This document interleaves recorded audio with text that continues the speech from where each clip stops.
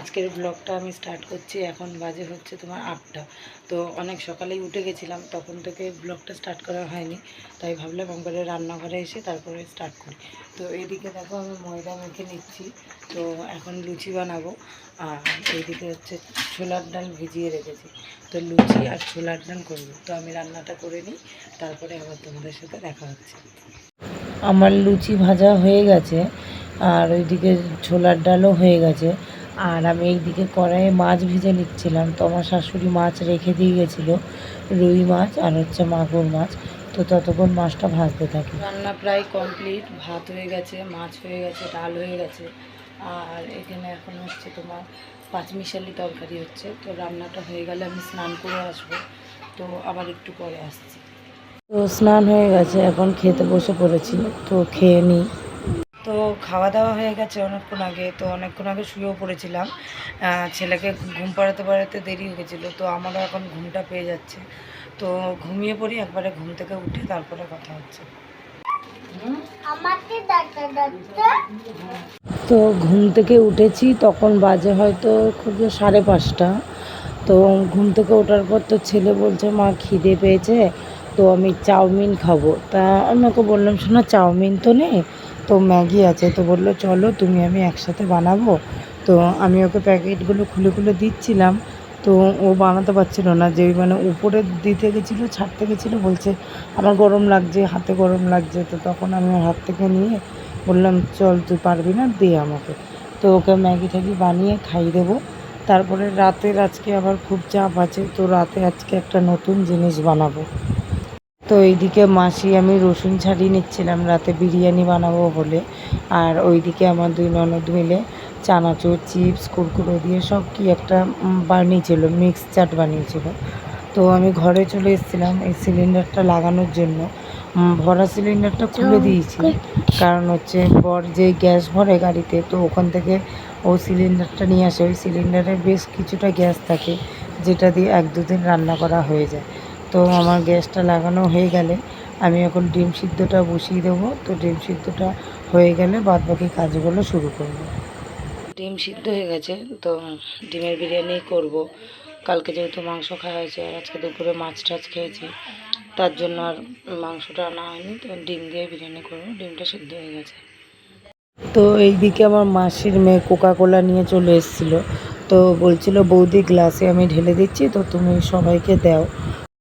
মাসি এই যে ডিম ভাজছে, আমাদের বিরিয়ানিটা রেডি হবে এখন। তো বিরিয়ানিটা করে একবারে দেখা হচ্ছে। তো আমাদের ভাত হয়ে গেছে, আর এদিকে মাসি তোমার বিরিয়ানির মশলাটা কষাচ্ছে, আর ওদিকে ঘিটা জাল দিচ্ছে। তো বিরিয়ানিটা হলে দেখা হচ্ছে। তো আমাদের বিরিয়ানির সব বানানো হয়ে গেছে, এবার শুধু ভাপাতে দেবো। তার জন্য মাসির সাথে আমি মাসিকে ওই লেয়ারে সাহায্য করে দিচ্ছিলাম। যেহেতু একা হাতে করাটা সম্ভব না, তাই আমি চাল ভাতগুলো দিয়ে দিচ্ছিলাম, আর মাসি লেয়ারটা তৈরি করছিল। তো ভাবছিলাম যে আমি বানাবো, তারপরে ভাবলাম যে অনেক দিন মাসির হাতে খাওয়া হয় না, আর মাসির রান্নাটা খুব সুন্দর করে। তার জন্য বললাম যে মাসি তো তুমি বানাও, আমি তোমাকে হেল্প করে দিচ্ছি। তাই মাসিকে বললাম যে আজকের দিনটা বানাও, নিজেই তো খাই প্রত্যেকবার করে। তো মাসিও করলো। মাসির শরীরটা ভালো ছিল না, যেহেতু দুপুরবেলাও মাসি উঠতে পারেনি ঠিকঠাক মতো, কাজ করতে পারেনি, তাই একাটাই করতে হয়েছে। নাহলে আগের দিন মাসি নিজেই রান্না করেছিল সব, আমি শুধু একটু হাতে হাতে করে দিয়েছিলাম। আর আজকে মাসির শরীরটা একটুও ভালো না, তাও অনেকবার বলার পরে বিরিয়ানিটা করতে রাজি হলো।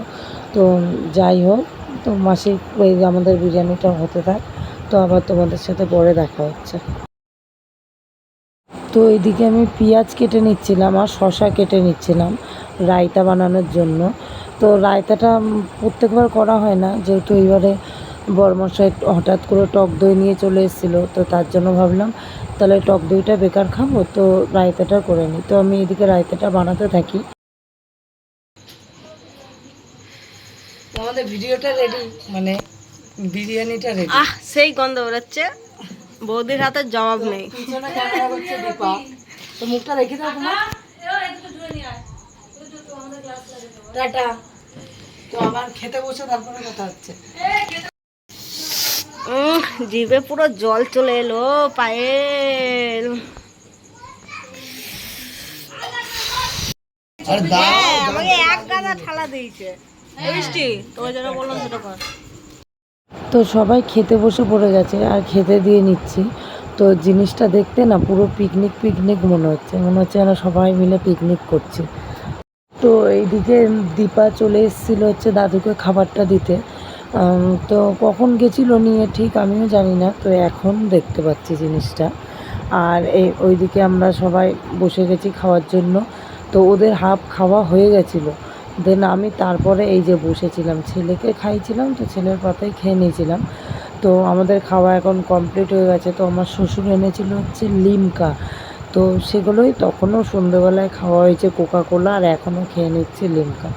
তো খেয়ে নিই। তো খাওয়া দাওয়া সব কমপ্লিট হয়ে গেছে, এখন ঘুমাতে যাব। বাসন মাজার ঝামেলা ছিল না, যেহেতু পাতা কিনে নিয়ে আসা হয়েছিল অত লোক বলে, তার জন্য তো বাসন মাজার ঝামেলা করিনি। তো আমরা এখন ঘুমাতে যাব, গিয়ে ঘুমিয়ে পড়বো। তো কালকে আবার নেক্সট ভিডিওতে তোমাদের সাথে দেখা হবে। ততক্ষণ ভালো থেকো, সুস্থ থেকো সবাই। Tata, good night. Tata, good night, bye too. Bye. এটা হাম্পি দিয়ে দাও।